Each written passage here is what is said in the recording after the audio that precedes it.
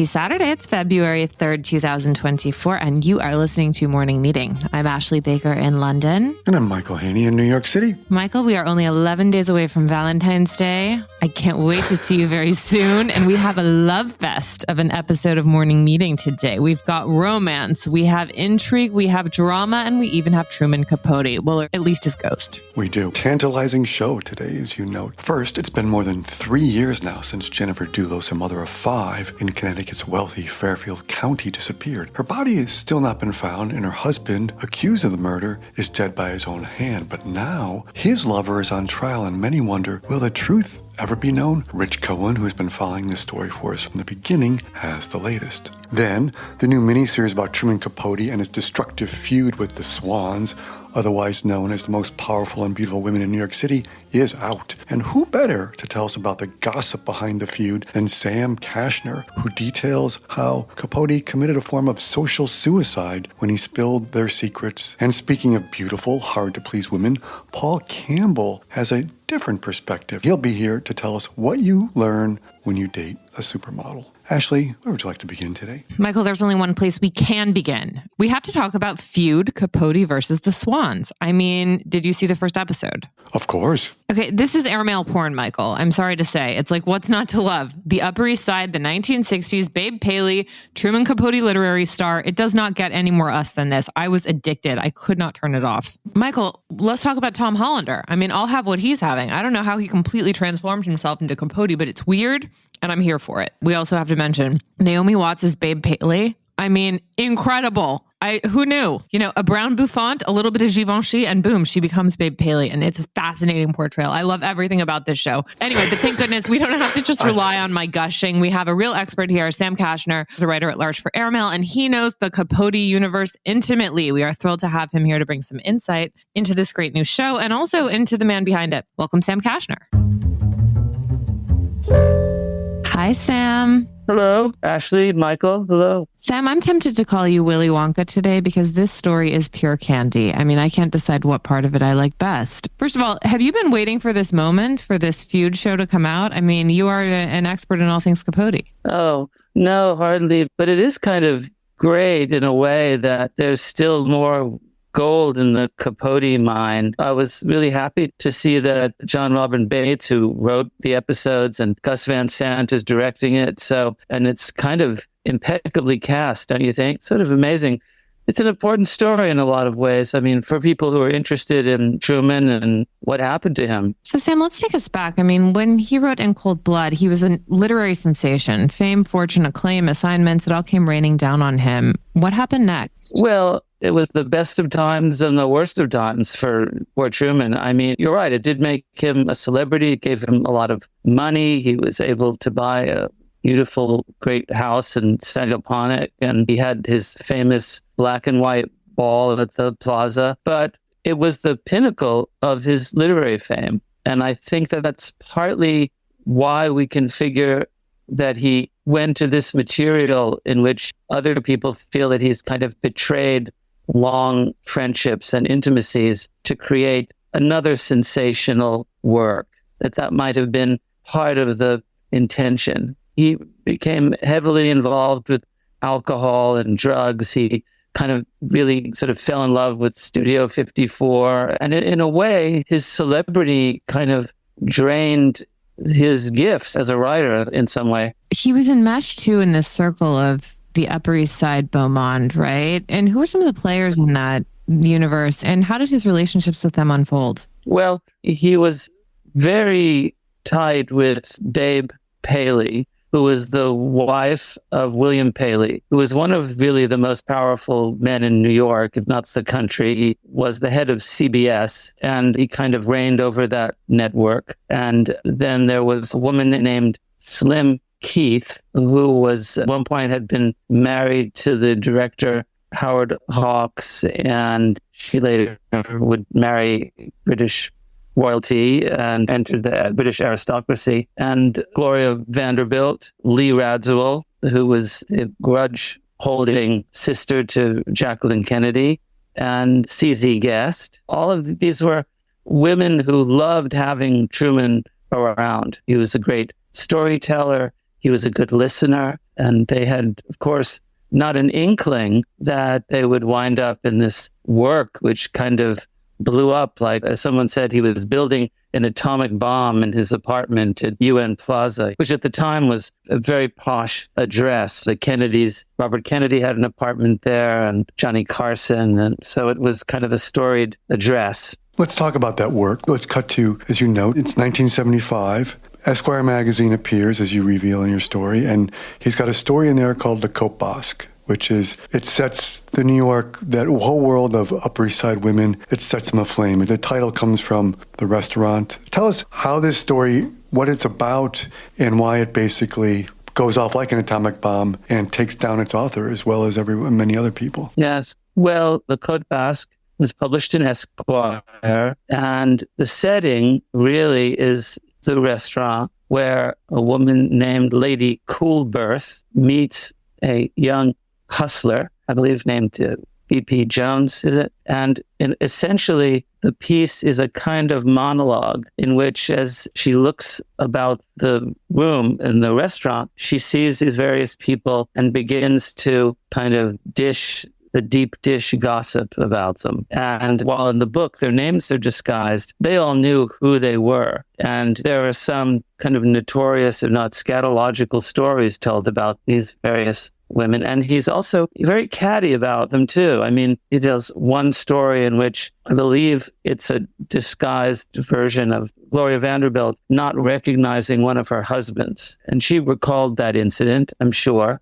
And this Anderson Cooper told me it really hurt his mother very deeply, that story, because she was also being characterized as kind of ditzy. And in fact, she had a painting, he told me, of Truman, and she was so hurt by the reveal that she took the painting off the wall and put it in storage, really for the rest of her life, practically. And then there was a notorious story told about Babe Paley and her husband, William Paley, having not even an affair, but a sexual liaison with probably Nelson Rockefeller's wife, Happy Rockefeller, who's characterized in the book in a very, very unflattering way. I won't go into the details in case this is a family podcast, but it was very, very intimate anecdote, and it appeared in Truman's book. So all these people knew who they were. Tragically, a woman named Anne Woodward, who had shot and or murdered her husband, depending on who you believe. Truman told that story as well. And she was a suicide just before the publication of Le Cote Basque. And it was believed that possibly she was sent an early copy of Esquire, saw it, and took her own life. I mean, there's no real proof one way or the other, or just maybe the anxiety about the publication of Le Cote Basque led her to die by her own hand, as they say. But it really caused a sensation and also destroyed Truman's life in a lot of ways, because he was now shunned by these people he kind of adored. And at the same time, he was incredulous about it. He said, well, why are they treating me this way? I mean, don't they know that I'm a writer? And was I just there for my health, my entertainment, or theirs? So, and he was shunned by most of them for the rest of his life. CZ Guest and Johnny Carson's ex-wife, Joanne, remained close to him and cared for him. Babe Paley refused to speak to him. He tried calling her practically on her deathbed, and she refused. Her husband refused to put her on the phone. And I think he was devastated by it. Sam, what's so fascinating is it just takes a moment to sort of, you got the great line, I think, from Liz Smith in here, who wrote a story about it later, the fallout, and she says, it's one thing to tell gossip about your 50 best friends, tell those stories around town, so everything to publish them. And Truman, as you note, he's exiled. He loses the one thing he wants, which is access to this society life. And we kind of forget, this is all pre-social media, this is all when there was discretion and you kept these things in the closet. I think that's why this story is his story and what happened, the story he wrote, and then the story of what happened to him afterward. It's stunning. Yes. Well, he might have mentioned this to Liz Smith in that story. And in fact, it was Liz, Michael, who I think outed the people who were pseudonymously named. I think she was the one who kind of lifted the veil, wasn't she? And the other thing, which was kind of memorable, Truman said, well, you know, all literature is gossip, he said. Good grief. He said something like, what's Anna Karenina or Madame Bovary but gossip on some level? And his model, without sounding too highfalutin about it, his model was Proust, La Recherche, In Search of Lost Time. It was Proust didn't live long enough to experience whatever the blowback was going to be of his great work. That was always Truman's sort of model. And of course, the other element is, was there more to Answered Prayers than what was finally published? That's the piece. It also deals with, where is it? Did Truman burn the rest of the manuscript? Was it true that he gave Mrs. Carson a key to a Greyhound bus locker with the rest of the manuscript? Or was he just sort of shamming everyone? Right. For decades, he said this was going to be his great book. And yet he died, as you also know, tragically. I mean, he died at 59. He didn't even live to be 60. We forget how basically young he was when he drank himself to death, essentially. And the manuscript, the final chapters, they've either never existed or only in his mind, or they were scattered to the winds, right? Yes. I mean, it's really hard to know. I mean, look, he's been gone this summer. I think it'll be 40 years since Truman's death in Mrs. Carson's house in Los Angeles.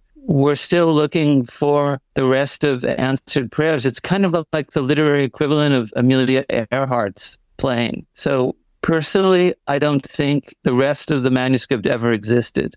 And apparently the Feud, Ryan Murphy and John Robin Bates, toward the end of, I don't think I'm ruining anything by saying that they speculate on what could have happened to the manuscript. But I think the secret died with Truman, if it ever existed. Sam, one of the things that's difficult to square is Truman's legacy as a writer, right? Which is so remarkable. And then his more complicated legacy as a person. How do you square those? And after you've done so much research and reporting on him, where do you land on that?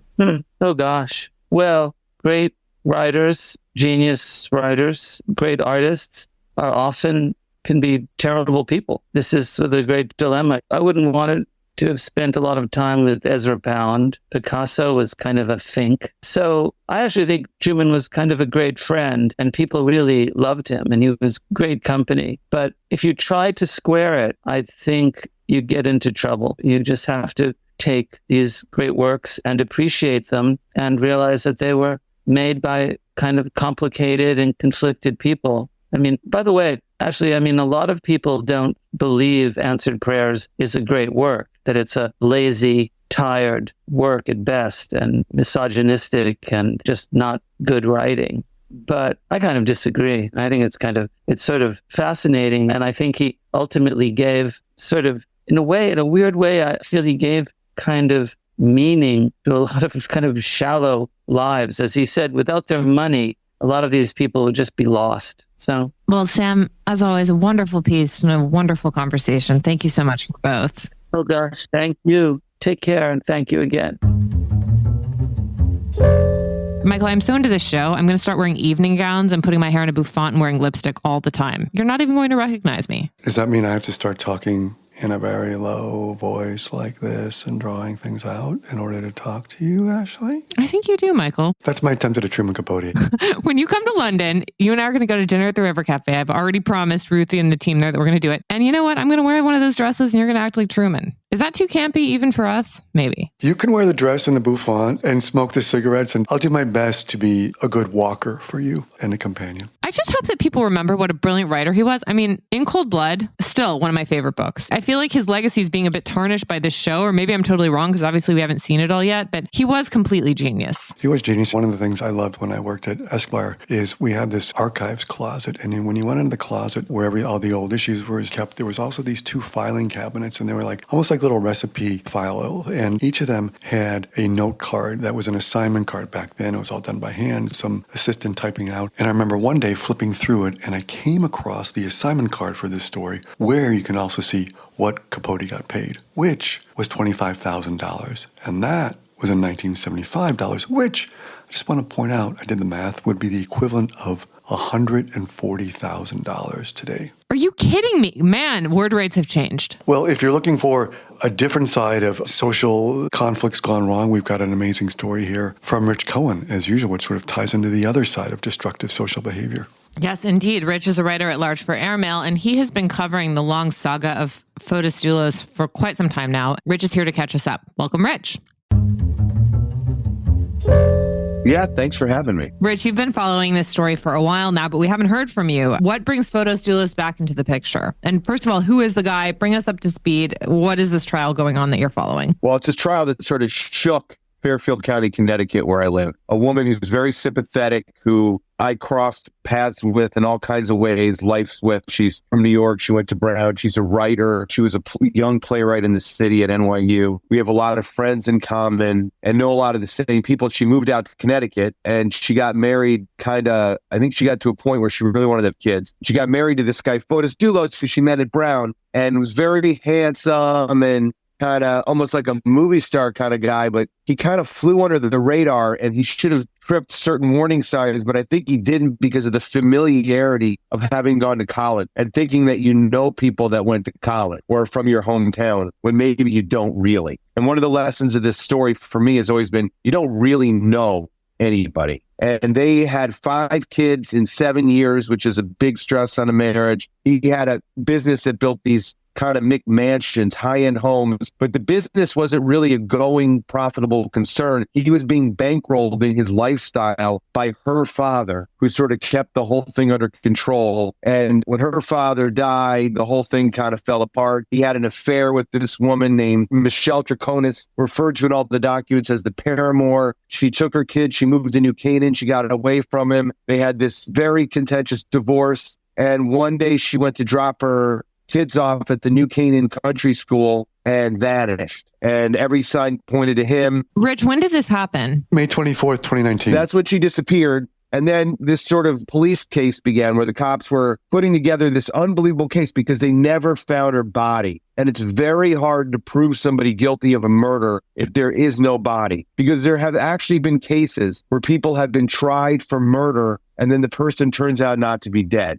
So that's the very bad. So it's very hard to build this case. Doulos' lawyer had this famous Gone Girl defense where he claimed that she had run away like the book Gone Girl and Gillian Flynn and said, ounce this, because this is a horrible thing. Because, of course, one's a novel and one's real life. And in real life, this is what happens. The person is dead in real life, usually. And it's usually the husband in a situation like this. So the police put together this incredible case with video surveillance, DNA, and it's incredible. If you read it, it's like a CSI. What their work was unbelievable. And what Photos Doulos didn't realize is that it seems like he had a very elaborate way to cover his tracks. But it's like the whole time he was covering his tracks, he was on some kind of video or film.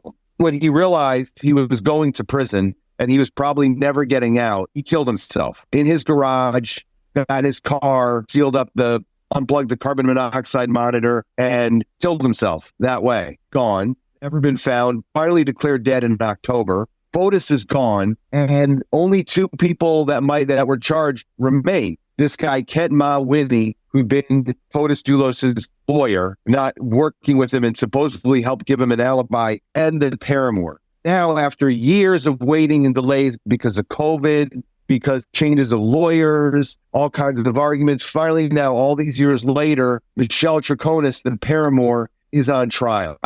Everybody who got into his life, he ruined their life. So he really ruined Jennifer Farber's Doulos' wife. He killed her. And Michelle Traconis, who has become a victim of a lot of hate because she's the other woman, whatever you think about it, this guy ruined her life too. She might go to prison if she's convicted, and who knows? It's the middle of a case for as much as 20 years. And the last several years of her life, she sort of lived this fishbowl existence, often with the GPS monitor and not free, and sort of been dragged in front of the public. So it's a very intense, horrible situation that all grows out of a bad divorce, which if you live where I live, which is Fairfield County, you know that this place, along with where I grew up, which is northern Cook County, Illinois, is kind of a kingdom of these divorces, which seem like one of the arguments why it's good not to have much money, because too much money means you can fight these epic battles that if you didn't have money, you'd have to just get on with your life, I think. I mean, so Rich, we're still talking about a family of 5 children, right, that have 2 dead parents. I mean, what do we know about the Doulos children, who they're living with, how they're faring? Is that a story that people are covering? I think people have shown a lot of respect of trying to leave the children out of it as much as possible because,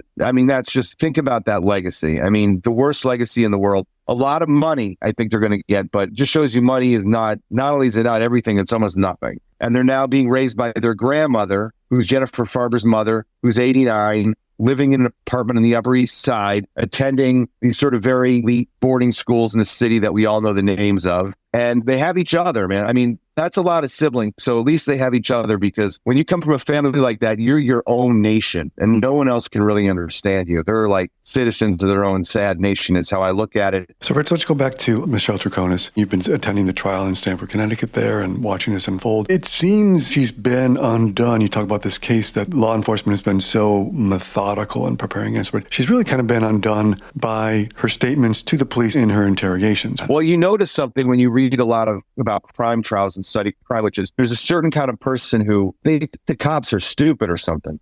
So it's like they think the cops are just going to tell them what they know, and then they kind of come up with a story to cover these facts. And the truth is that when you watch them over a series of days, and they've shown the jury 6 hours of her interrogations early in the case, and she's obviously in a very stressful situation, the cops are withholding information and they're letting her talk. And every time they present a new bit of information that contradicts something she's already said, she changes her story. And the cops, I think, were hoping that she would cooperate and she would tell them where Jennifer's body is, which would close this or allow some kind of closure. Bad word, but in this case fits for a lot of people, including the kids, because there's always that question out there. If she hasn't done it, which means to me maybe she truly doesn't know, because I would think she would trade that for some leniency. So the cops is sort of like kind of hang herself, or as my father used to say, she hung herself on her own words. And one of the things that they found when they did a search warrant of the Dulos house was she'd already said what she did that day. Like, tell us everything you did the day Jennifer disappeared. Then they searched the house and they found, like, in the garbage, these things that the police called alibi scripts, where she'd written everything that she told them she did. Everything that she did, which they knew about, which was incriminating, was on that list. She had to explain why she didn't include the fact that on the day of her killing, they drove from their house, which is in Farmington, Connecticut, all the way down to a very rough area of Hartford, where they dumped all this, which turned out to be Jennifer's bloody bra, which they showed to the jury, Jennifer's bloody T-shirt, which they showed to the jury, zip ties that had, I guess, DNA or blood on them that possibly were used to bound Jennifer, work glove that might have been used in the cleanup, paper towels that might have been used in the cleanup, and all this stuff was thrown out. So how do you explain that? And Michelle Troconis is basically saying he was just throwing out garbage. He's a contractor. I wasn't paying attention. I was just along for the ride. I thought we were going to Starbucks, and they did go to Starbucks. But somebody pointed out, to get from where they lived, where they went, they passed 6 other Starbucks. So it's, in a way, it's a circumstantial case. And you can feel some sympathy for Michelle Troconis because she's been left holding the bag for this guy. Rich, what's the state of the trial right now, and where do you think the jury will fall? Okay, so first of all, I'm surprised, and based on the evidence that I saw from reading police reports and everything else, I assumed that she would settle this case because it seemed to me like a bad case to be in. And the fact that she hasn't settled means to me maybe there's no good deal for her and she's better off taking her chances in trial. Now, we're sort of the middle of the case. The prosecution is still putting on its case. Michelle has a really, really good lawyer named John Schoenhorn, who is going to do, I think, you'll watch it. It'll be like when I was a kid and I'd watch those court shows. I'm like, well, there's no way they can beat this. There's no way. Wait a second. They answered every question. So I expect a very, very good case for him. I don't know what the jury's going to do. They've had problems with the jury. They've already lost 3 jurors for different reasons, one of which was one of the jurors at the elevator bank told one of the prosecutors, "We love you." So that dinged her. Another one said she had to go on an emergency trip to Europe. So this is a long trial. It's like a 6-week trial, and it's super intense. Based on what I know, I think they find her guilty. But I've been wrong over and over and over again. So I have to assume I'll probably be wrong this time too. Well, Rich, I disagree with you. You're never wrong. Your insight on this case is, as we know, it's been 2-3 years now. And the insight you've brought to it and the reporting and the perspective, it's been fantastic. I would not be wrong to say we will have you back as this trial reaches its conclusion and to find out where the jury falls on this. So thank you. I'm looking forward to having you back for the next chapter in this saga. Yeah, and I hope to see you both at some point in less tragic circumstances. For sure. Thank you very much, man. Okay. Talk to you, Michael. Bye, Ashley. Cut a very personal story from Paul Campbell, who's a British writer, musician, and entrepreneur. He's here to tell us about what happens when dreams actually do come true. In his case, he ended up finding an incredible woman that he enjoyed spending time with. And then, in short, it all went to hell. This was all complicated by the fact that she was a world-famous supermodel. We're very happy to have him here to tell us all about it. Welcome, Paul. So, Paul, you've managed to live the dream of so many people. You dated a supermodel. Tell us how this came to transpire. Well, it all started one Saturday night. I was in my house in England. I'm a musician, and I just finished a concert with a professional symphony orchestra. And I was back at home, wired from the gig, trying to relax, and I couldn't think of anything that would calm me down. There was nothing on TV that seemed interesting, and I couldn't concentrate on my book. So I did what I sometimes do as a sort of rather weird way of relaxing, which is I opened a dating app. And then this picture came up, and I thought, surely that can't be who I think it might be, someone whose face I immediately recognized. And I kind of leafed through the profile and I thought, oh, what the hell, and pressed the like button. And she'd already liked me, which was a bit of a surprise, to put it mildly. So that was how it all started. Now, Paul, was this someone who you had liked, so to speak, from afar for years or decades before? How famous are we talking? Extremely famous. And yeah, I think I'd known her face for probably 40 years. I'll be careful what I say because I don't want it to be obvious who it is, because that would be unfair. But no, it's someone that everyone listening to this will know the face and will know the name. So first of all, why did you decide to write about this relationship? I mean, given the concerns that she obviously had with privacy and your desire to keep her identity protected, this does put you at a bit of a risk, no? I don't think it puts me at risk. I mean, I was very concerned about identifying her because I didn't think that would be fair. But to be honest with you, I wrote about it as a way of trying to deal with what happened because I found it very difficult and very painful. I'd spent a fair bit of time with her. I think we got on tremendously well. I just liked her as a human being, but the way that the relationship ended was not optimal, I think it'd be fair to say, and I took it very difficult, very hard. So actually, the reason for writing about it was to try and think it through for my own purposes and understand it. Paul, just as a bit of a wingman here for those who haven't read the story, I just want to point out, it's not as though you were the only one really pursuing this. She was very direct with you, and as you note in your story, sort of came after you a little bit. I just want to give that context, and now, okay, you can resume answering Ashley's question. I just want to make sure everyone knows it was two-sided. Thank you. So what happened was we went for dinner, which was kind of more like an interview really rather than a dinner, and she pelted me with questions, which I think were designed to sort of sort through my motivation, which I thought was perfectly fair, actually. And one of the first questions was, do you read books? To which I said, well, I studied English literature at Oxford University. Of course I read books. And she looked surprised and said, no man in New York reads books, which I found rather surprising. And then she asked me what my favorite novel was, and I told her, and it was the same as hers. And so there's sort of immediately, oh, there's a surprise. And from then on, it was almost like the wind had changed, and suddenly she went from sort of being suspicious, I think would be the fair description, to being sort of interested. She gave me a number, and then we met the next day, had tea, and she told me, she said, love bombing is a red flag. And I remember thinking, I have no idea what that means. I think perhaps English people should do more therapy. And I hadn't done any therapy, and I had no idea what it meant. But before I could look it up, she kissed me. I was thinking, oh, this is a surprise. And then I'll be discreet. But basically, we spent a lot of time together over a period of time. And we just sort of talked endlessly, really, and had a lot of fun. And it was entertaining, amusing, often poignant. I just thought this is a really nice woman. What then happened was that there was a whole series of personal catastrophes that happened to me, actually in a week over Christmas, like the final conversation with my oldest friend, who I'd known literally since my first week at Oxford. My mother, who was elderly, fell downstairs and broke lots of bones, and another friend was told that his cancer was inoperable and he was sent home to die, couldn't have any treatment. This all happened in the space of 7 days, and she was initially wonderfully supportive over that. And I then sort of let go a little bit and said how I was feeling about her. And then suddenly, bang, a text saying I'm dumped, which was a surprise. It didn't seem in character, if you like, to do something in what was frankly rather a brutal way. It then got worse, actually, because we had one final meeting. And I went there thinking, well, this is over. It'd be just very nice to say thank you and goodbye, and I wish her all the best and so on. But what actually happened was she told me that she didn't trust me and she felt used by me. And that was the thing that I felt profoundly saddened by, really. Because I hadn't used her. We'd just spent a bit of time together. I'd actually spent a lot of time trying to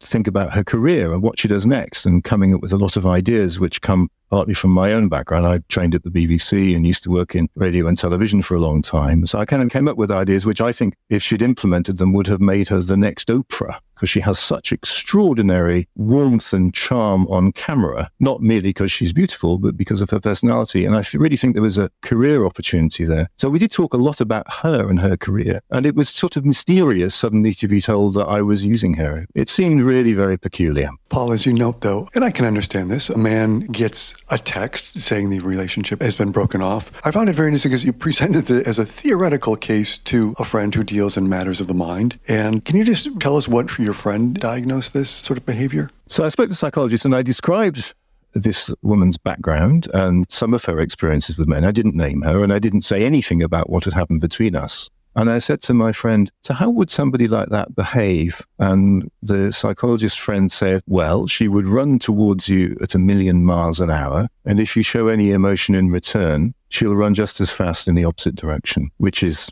exactly what happened. Okay, Paul, and then my follow-up question, maybe is staying on the theme of matters of the mind and psychology. If you found yourself perhaps on your dating app again, saw a similar sort of individual, would you be still tempted to click, or do you think, maybe this is sort of a type that might be repeating itself? It's the perfect question, isn't it? And I've asked myself it a lot. So would I do it again? I don't think I would fail. I don't think I'd refuse to do it again, but I think I would be much more cautious. Even more skeptical, I think, would be a better way of saying it. Is this one of those things that's really difficult to escape because her public profile is so high? Or are you able to tune that out? It was difficult to start with. I didn't come to New York for a long time afterwards, and I actively avoid finding any news about her. I'm actually talking to you from the French Alps, and although I spend a lot of time in New York, and have done for 10 years and was planning to move there, I decided I'd spend the winter skiing because that might be kind of good for the mental health as well as the physical health. It's an odd one. Well, at least you're not in a monastery. Yes, this is true. If you're going to go get your wounds over, that's the place to go. Well, Paul, I think I can speak for Michael and I when I say that we are trying to guess who this is, even though it's against our better instincts. So please forgive us for that. But thank you so much for this great story. And if we do figure out who it is, we too will keep her identity a secret. You're very kind. Thank you. I think it's only the right thing to do. Thank you, Paul. Thanks, Paul. Okay, Michael, it's the weekend. I know you've got something fascinating to recommend for us. I do. And maybe the theme of this week is stories about people behaving really badly. And this one is pretty fascinating. I've watched one episode so far. It is called Griselda, and it is on Netflix, and it stars Sofia Vergara, who you probably know from Modern Family.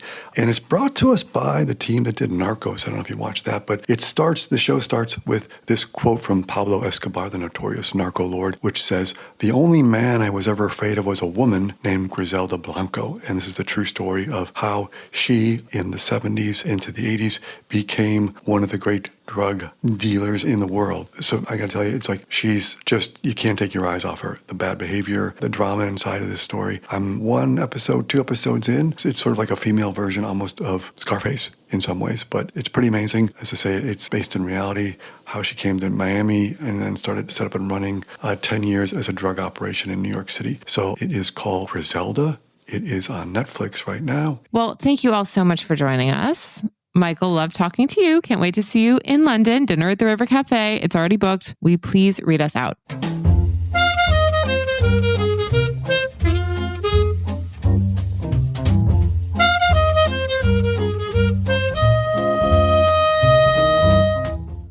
Morning Meeting is produced by Airplay Productions and edited by Jesse Cannon. Our coders are Graydon Carter and Alexander Stanley. Our chief operating officer is Bill Keenan, and our deputy editors are Ashley Baker, Chris Garrett, Nathan King, Julie Vitale, and Ash Carter. Our CMO is Emily Davis, and our music supervisor is Randall Poster. Our theme music is The Cute Monster by the Buddy Collette Quintet. A new edition of Airmail is published every Saturday, so please subscribe and enjoy all of our stories on airmail.news, which we update every day. You can also find us on Twitter and Instagram at Airmail Weekly, but we will be back here next Saturday with another edition of Morning Meeting. In the meantime, be sure to subscribe at Spotify or Apple Music, but most of all, thank you again for joining us.